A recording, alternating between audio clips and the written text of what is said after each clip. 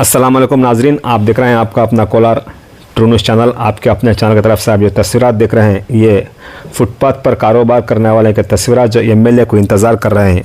आप सभी जानते हैं कोलार शहर में फुटपाथ पर कारोबार करने वालों को 1 या 2 हफ्ते से म्यूनसिपल कमिश्नर की तरफ से और पुलिस डिपार्टमेंट की तरफ से उनको कहीं पर भी कारोबार करने की इजाज़त नहीं दी जा रही है, इसलिए कि इनके तरफ से ट्रैफिक का निज़ाम दरहम बरहम होता जा रहा है। इसको देखते हुए म्यूनसिपल कमिश्नर और हेल्थ डिपार्टमेंट की तरफ से इनके दुकानों को हटाया गया।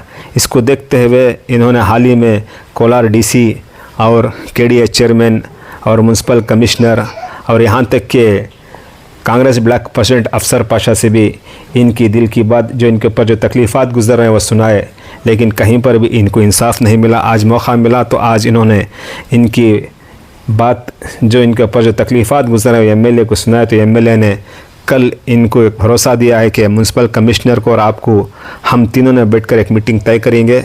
हो सकता है कि आपको कहीं जगह मिल जाए या फुटपाथ पर ही कंडीशंस के बिना पर आप कारोबार करें। हम आपको तकलीफ़ देना नहीं चाहते, पब्लिक को तकलीफ़ ना दें, व्हीकल्स को तकलीफ़ ना दें, आप रोड के किनारे ही कारोबार करें। ऐसे कुछ बातें करते हुए आप देख सकते हैं आपके अपने चैनल की तरफ से। अब देखना है कि फुटपाथ पर कारोबार करने वालों को दुकानें रखने के लिए इजाज़त दी जाएगी या नहीं, देखेंगे।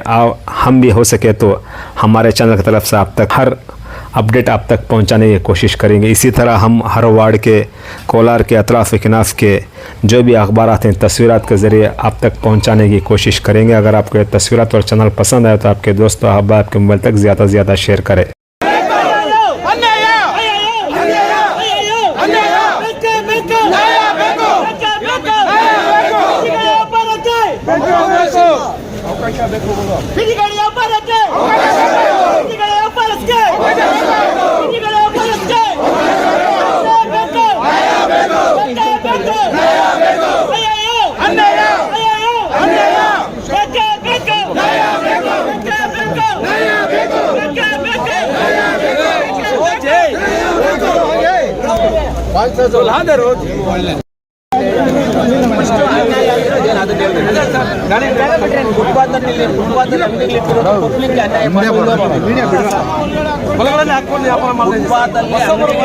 ಫಸ್ಟ್ ನಿಮ್ಮ ತಪ್ಪು, ನಿಮ್ದು ಅನ್ಯಾಯ. ನೀವು ಮಾಡಿ ಅದರಲ್ಲಿ ಇಲ್ಲೇನು ಅನ್ಯಾಯ ಆಗಿದೆ ಸುಳ್ಳು ಹೇಳ್ಬಾರ್ದು, ನಿಜ ಹೇಳ್ರಿ. ನಿಮ್ಗೆ ಏನ್ ಬೇಕೋ ಸಹಾಯ ಮಾಡಕ್ ನಾವಿದ್ದೀವಿ. ಸುಳ್ಳು ಹೇಳಿದ್ರೆ ನಾವು ಸಹಾಯ ಮಾಡೋದಿಲ್ಲ.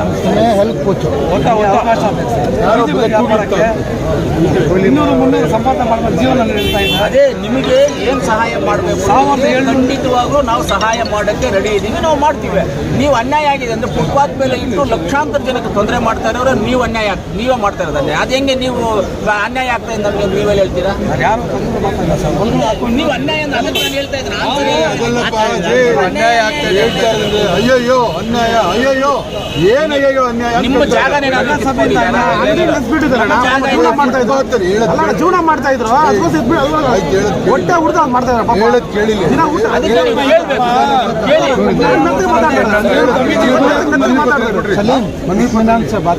ಮನವಿ ಪತ್ರ ಇಲ್ಲಪ್ಪ. ಯಾರು ಕೊಟ್ಟಿದ್ಯಾ? ಯಾರು ಕೊಟ್ಟಿದ್ಯಾ? ಎಮ್ಎಲ್ಎ ಕೇಳ್ತಾ ಇರೋದಿಲ್ಲ, ಮನವಿ ಪತ್ರ ಕೊಡ್ಬೇಕು. ಆಫೀಸಲ್ಲಿ ಕೊಟ್ಟಿದ್ದೀರಾ? ಓಕೆ, ನಾನು ಹೋಗಿ ಅದು ಪರಿಶೀಲನೆ ಮಾಡಿಬಿಟ್ಟು ಮುನ್ಸಿಪಾಲಿಟಿ ಕಮಿಷನರ್ನ ಕರೆದು ಮಾತಾಡ್ತೀವಿ. ನಿಮ್ಮನ್ನೆಲ್ಲ ಕರಿತೀವಿ, ಮುನ್ಸಿಪಾಲಿಟಿ ಕಮಿಷನರ್ ಕರಿತೀವಿ, ನಿಮ್ಮನ್ನು ಕರಿತೀವಿ, ಬನ್ನಿ ಮಾತಾಡೋಣ. ನಾವೇನು ಮಾಡ್ತಾ ಇದ್ದೀವಿ ಅಂದರೆ ಇವಾಗ ಎತ್ತಾ ಇರೋದ್ರ ಬಗ್ಗೆ ನಮಗೇನು ಮಾಹಿತಿ ಇಲ್ಲ. ನಾವು ಫುಟ್ಪಾತಲ್ಲಿ ಅಂಗಡಿ ಎತ್ತಾ ಇದ್ದೀವಿ, ಮಾಹಿತಿ ಇಲ್ಲ. ಅದು ಫುಟ್ಪಾತ್ ಅಂದರೆ ಪಬ್ಲಿಕ್ ಇಂಟ್ರೆಸ್ಟ್ ಮೇಲೆ ಅವ್ರು ಎತ್ತಾ ಇರ್ತಾರೆ, ಅದೇನು ಅಧಿಕಾರಿಗೂ ತಪ್ಪೇನಲ್ಲ. ಆದರೂ ನಾವು ಮಾತಾಡಿ ನಿಮ್ಗೆ ಜಾಗ ಅವಕಾಶ ಮಾಡ್ತೀವಿ. ನಿಮಗೆ ಜಾಗ ಮಾಡ್ಬೇಕಿಲ್ಲ, ಒಳ್ಳೆ ಕೆಲಸ ಮಾಡ್ತಾ ಇದ್ರೆ ಖಂಡಿತ ಮಾಡ್ತೀವಿ. ಇಲ್ಲ ಏನಂದ್ರೆ ಅವಾಗವರೆಗೂ ಅವಕಾಶ ಬೇಕಲ್ಲ ಸರ್ ವ್ಯಾಪಾರ ಮಾಡೋದು. ಇಲ್ಲ, ಇವಾಗ ನಾವು ನಾಳೆನೇ ಕರೆಯೋಣ ಮೀಟಿಂಗ್. ನಾಳೆನೇ ಕರೆದ್ಬಿಟ್ಟು ನಗರಸಭೆಯವರನ್ನ ಕರೆದ್ಬಿಟ್ಟು ನಾವು ಮೀಟಿಂಗ್ ಮಾತಾಡಿ ನೋಡಪ್ಪ ಎಲ್ಲೆಲ್ಲಿ ಅಂತ ಅವರು ಲಿಸ್ಟ್ ಮಾಡಿಕೊಂಡು ಜಾಗ ಗುರ್ಸೋಣ. ನೀನು ಇಲ್ಲಿ ಅಂಗಡಿ ಹಾಕೋ, ನೀನು ಇಲ್ಲಿ ಅಂಗಡಿ ಹಾಕೋ, ಇಲ್ಲಿರಪ್ಪ ಅಂತ ಗುರ್ಸೋದನ್ನ ನಾವು ಮಾಡೋಣ. ಯಾಕಂದ್ರೆ ನೋಡಿ, ನಾವು ಒಂದು ಕೆಲಸ ಮಾಡುವಾಗ ನಾವು ಕರೆಕ್ಟ್ ಆಗಿದ್ರೆ ಇನ್ನೊಂದು ಮಾಡೋಕ್ಕಾಗೋದು, ಇಲ್ಲಾಂದ್ರೆ ಆಗೋದಿಲ್ಲ ಮಾಡೋದು. ಇವಾಗ ಸರ್ಕಾರ ತುಂಬ ಸ್ಟ್ರಿಕ್ಟ್ ಆಗಿದೆ. ನಾನೇ ಯಾರು ಕೇಳೋದಿಲ್ಲ. ಇವಾಗೆಲ್ಲ ಆನ್ಲೈನ್ ಸಿಸ್ಟಮ್ ಬಂದು ಕೈಯಲ್ಲಿ ಬರಹ ಇತ್ತು, ಏನು ಬೇಕೋ ಬರ್ಕೋಬೋದಾಗಿತ್ತು, ನಾವು ಏನು ಬೇಕೋ ಮಾಡ್ಬೋದಾಗಿತ್ತು. ಇವಾಗ ಆನ್ಲೈನ್ ಸಿಸ್ಟಮ್ ಆಗಿದೆ, ಅದರಿಂದ ನಾವು ಯಾರು ಏನು ಯಾಮರ್ಸೋಕ್ಕಾಗೋದಿಲ್ಲ. ನಿಮ್ಮನ್ನು ನಾನು ಯಾಮರ್ಸೋಕ್ಕಾಗಲ್ಲ, ನನ್ನನ್ನು ನೀವೇ ಮಾಡ್ಸೋಕ್ಕಾಗುತ್ತೆ. ಒಟ್ಟಿನಲ್ಲಿ ನಿಮಗೆ ಅವಕಾಶ ಕೊಡಿಸ್ತೀವಿ ಅದನ್ನು ನಾಳೆ ಮೀಟಿಂಗ್ ಮಾಡೋಣ. ನಾಳೆ ನಗರಸಭೆ ಅವ್ರನ್ನ ಕರಿತೀನಿ, ನಾನು ಇವ್ರನ್ನ ಕಮಿಷನರ್ನ ಕರೆದ್ಬಿಟ್ಟು ಇಟ್ಕೊಂಡು ಮಾತಾಡಿ. ಸರ್ ಇನ್ನೊಂದು ಐಟಮ್ ಎಲ್ಲ ಹಾಕಿದ್ದಾರೆ, ಸಾಲ ತಗೊಂಡಾಗ ಹಣ್ಣು ಎಲ್ಲ ಹಾಕಿರೋದು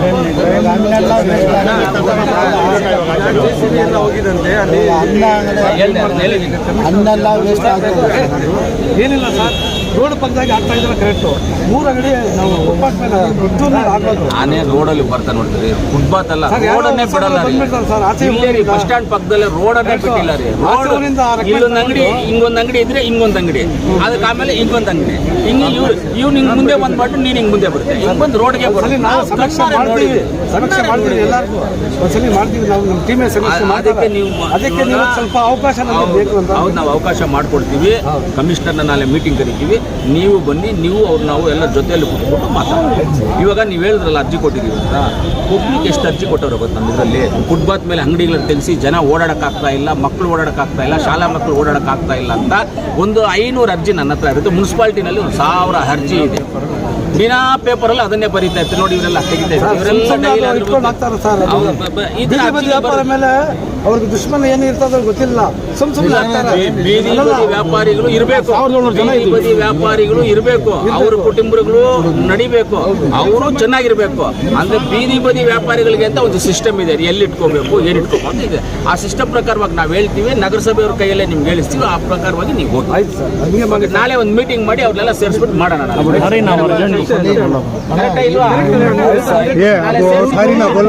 ತಪ್ಪಿದೆ,